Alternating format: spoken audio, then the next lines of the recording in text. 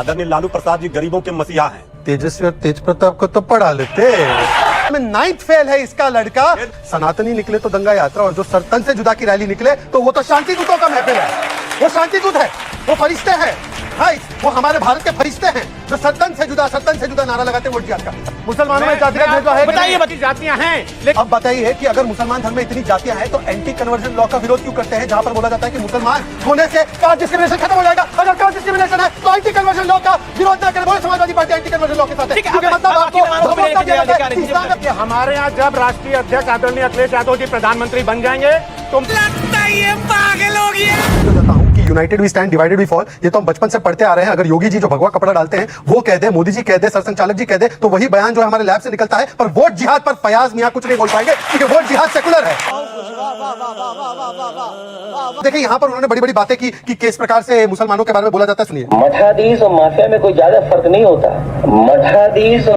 मठाधीश mafia होता है, मंदिर जाने वाले लड़की को छेड़ते हैं, हिंदू टेरर होता है, हिंदुत्व आईएसएस होता है, बीच में नहीं, ये ओपनिंग स्टेटमेंट आईएसएस होता है, 26/11 हिंदू टेरर होता है, द्वारका में नाटक होता है, कृष्ण ने अर्जुन को जिहाद सिखाया, हिंदू डर्टी वर्ड होता है, हिंदू धर्म धोखा होता है, सनातन समाप्त कर देंगे, सनातन बीमारी होती है। अरे बाप रे, ये तो धोती खोल रहा है। अभी फयाज जी ने हिंदू धर्म को लेकर तो बड़ी जातियों के बारे में ज्ञान दिया, पर आपको पता है मैं फयाज जी के साथ बैठ नहीं सकता, क्योंकि मैं पसमानदा, हाँ फराज जो भी है, ये सैयद अपने आप को मानते हैं, मैं पसमानदा हूं। अंसारी, घोसी, धोबी, हलालखोर, इनको मस्जिदों में घुसने नहीं दिया जाता है, इनको रास्तों में सड़कों में नहीं उतरने दिया जाता है। एक बार बताइए कि मुसलमानों में जातिगत भेदभाव है कि नहीं? ये फंस गया। ये बताइए, जातियां हैं, लेकिन मैं शहजाद जी से बोलता हूं, आपको मैं ब्रेकिंग न्यूज दे रहा हूं कि अफर्मेटिव एक्शन के लिए अगर मुसलमानों को जातियों में बांटना है तो मैं उसका समर्थन करता हूं। बताइए, आप अफर्मेटिव एक्शन देंगे? आप तो मुसलमानों को जो ओबीसी का थोड़ा बहुत आरक्षण मिल रहा है, आप तो उसको भी खत्म करेंगे।